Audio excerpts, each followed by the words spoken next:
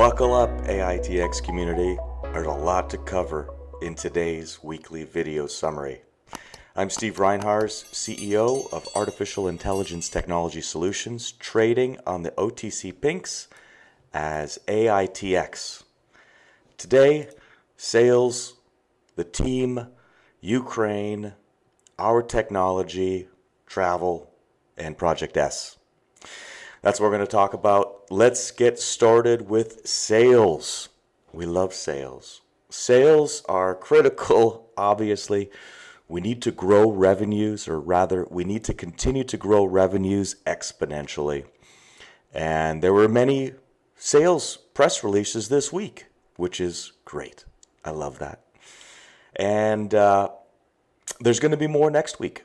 There will be at least one additional sales press release next week. How great is that? New dealers, new applications, all these things are starting to come online as our long-term supporters and new supporters are counting on. So I'm confirming that that's happening. In the larger, more opportunities that could be considered catalysts, we've made big progress on large accounts, particularly this week. This week was an incredible week for sales. We really pushed to end the year strong, and credit to our sales and business development team for coming through with it. But good progress on large accounts, good progress on large orders. Again, I'll stress we have a very low attrition rate. So once we get a customer, overwhelmingly we're keeping them forever. I mean, at this point, right now, those are kind of the statistics. So in any case, sales are in good shape. Obviously, as you could see from the press releases, and as you'll see from the press releases coming this week. The team is rocking and rolling, and I couldn't be happier. We've got great leadership, great team members, so we're in good shape. Okay, that's sales. And talking about sales, the Red Hawk Romeo, those videos that are produced by our Chief Marketing Officer in concert with Red Hawk Casino, they're getting a lot of hits. So it sure feels like folks are enjoying watching those units get built. And I don't blame them. There's a lot of tech being shown in those build videos, a lot of the tech we've been working on for years. And I'm proud of it, so we're going to show it. And this is contrary to how I used to want to publicize things. I used to want to be very closed about our technology, and in many cases I still do. But for the Romeo builds, I'm happy to show the chassis and the motor assemblies and how all that works. So enjoy those videos, share them.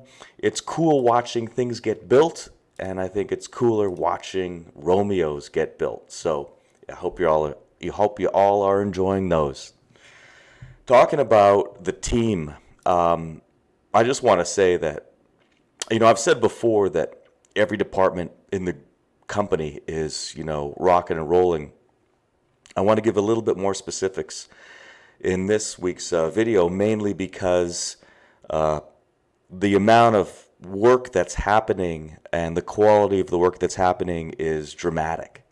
And again, I'll say that our small team of 80-ish people at this point punch well above their weight. And they punch above their weight because of focus, skill, leadership, commitment, as well as passion. Passion is so important. We recruit on passion. So I'll share that our perception team is working on some really cool AI-focused solutions, which is great. Obviously, that's a real core of what we do. Our dashboard team is working, really bringing ROSA online. We're going to be perhaps shipping our first ROSA 3.0s this coming week, which is cool. RadGuard, the upgrades to 3.0 are incredible. We'll probably show some of those at ISC West coming up at the end of the month, at the end of March. Stan is coming along very nicely. So we'll be demonstrating that, of course, at ISC West as well. And we've all got to get it done. We've got to get it done before the show. We only have a couple weeks left to get a lot of work done. And watching the team and helping the team stand up to get it done is a really special thing. This is a special moment for the company, like we've had a lot of special moments. But know that the team is just unbelievable. And that's obviously an important part for your investment. Okay, so company doing great, team doing great, sales coming in, all good. All good. I want to talk about Ukraine a little bit. It's a tiny economic player. So the first thing is I want to give you my opinion on its effect on AITX. Obviously, it's a significant global event, and I think that warrants a company response from impact on economy from our viewpoint. So I want to do that. So from that point of view, Ukraine is a tiny economic player.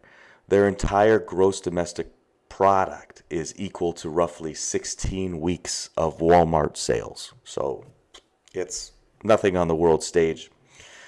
I think that economically, the markets, outside of a day or two of drops based on uncertainty that we saw earlier this week, and I'm talking the markets broadly, things bounced back on Friday. I think as everybody kind of realized what's going on and, where are economic drivers really coming from?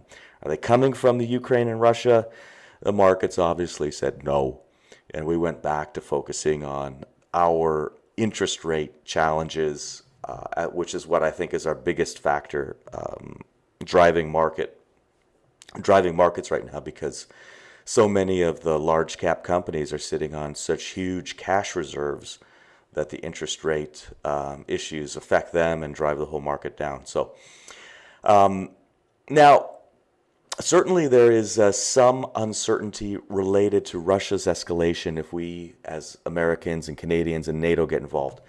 And where I'm talking about here is some cyber disruptions. So there's certainly uncertainty, how aggressively is Russia going to respond as we up our response as NATO? I don't know, right? Nobody does right now. But that's an element of uncertainty, which of course gets factored into the market.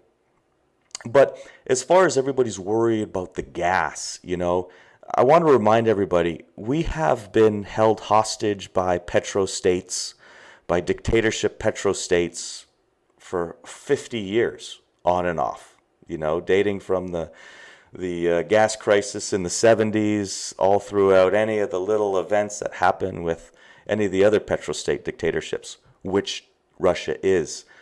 And guess what? We get through it. So it'll be fine. 6 months pain at the pump. Okay, whatever. I mean, we get through it. It's not the end of the world.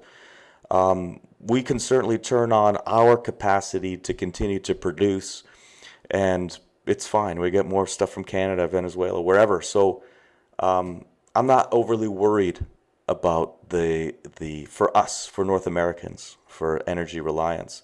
We'll get through it. My issue with Ukraine, or my challenge with Ukraine, is humanity, is the sorrow for loss of life, for separated families, for inevitable war crimes, other atrocities, PTSD that'll be created on both sides of the folks that are fighting. That's where my heart goes out to. And I hope that the community that follows AITX feels similar empathy and expresses sympathy and looks for ways to help. Having a pariah government in Russia is challenging and causes a lot of misery at home and abroad for the benefit of a few. And I think as humans, not as Americans, but as humans, we want to avoid war, avoid those types of things for those reasons. So at the same time, I'll share with you that pre-COVID, I was lucky enough to visit Moscow and some of the surrounding areas twice, and thoroughly enjoyed both trips. Much like every people in various countries around the world that I've been able to visit, the people are always great. I've never visited a country where I'm like, man, these people suck. And the Russians were no exception. The Russians are just like Americans and everyone else, warm and engaging and family focused and looking for stability and all those things that all families want. So I just want to kind of, put in context. My experiences with the Russian people have been nothing but positive, much like around the world. And, I would sympathize with them as, having a government that's hijacked for their own benefits. So I hope everybody thinks about those things and maybe expresses a little bit of empathy on the Ukraine situation, and certainly feels a little bit secure that America and NATO, continue to be the overwhelming dominant world powers. And, if we ever felt like taking a little bit of pain that war brings, as we have in the past, we could do anything we want.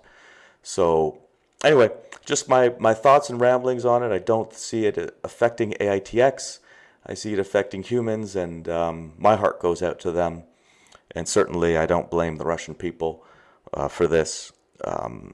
Hopefully it'll be over soon. Moving on, Project S. I think we're going to release information on Project S in about 2 weeks. That's the schedule right now. It could slip a week, but we're looking at about 2 weeks. So, I don't know, just track it on your daily or, on your AITX calendar of things you're looking forward to, because it's going to be fun, new, interesting, has a potential to be revolutionary. I don't know. We're going to see. Moving into this space tentatively, cautiously, conservatively, carefully. And I've got high hopes on the back end, but we're going to put a big toe in it. See, I know this is all mysterious, right? This is a huge tease. But I'm sorry. It is what it is. Stay tuned. Last week, I was not able to complete the trip to Canada. I was not able to get a rapid PCR same-day test in the city of Detroit. And as such, I had to move my Canadian part of that trip to this coming week. But it's okay.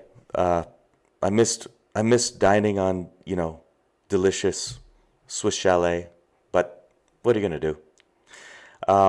I've pushed the trip to this week, which is great because Tuesday, when I'll be back at the Rex doing the same trip, Detroit first, then Waterloo, we have 3 in-office customer meetings. 3, right? Getting that headquarters building used. And then the following week we've got meetings. I'll be back at Detroit, which is why we have the Rex, which is why it's great news that, maybe we're through COVID, or at least we're through this phase of COVID. So we're going to maximize it and get people to the Rex and accelerate all of our deals that we have going on, strengthen our customer relationships by using the Rex. So that's pretty much scheduled this week. I hope that I shared some good information. I hope that folks are excited about what we're doing. We are as a team. I want to thank everybody, as always, for the support that we receive online. Please keep it up. Please, please, please keep it up. Everybody needs your voices out there fighting the FUD. Hearts and thoughts out to the folks of Ukraine. And outside of that, I hope everybody has a really great weekend. And I'll see you online. Thank you.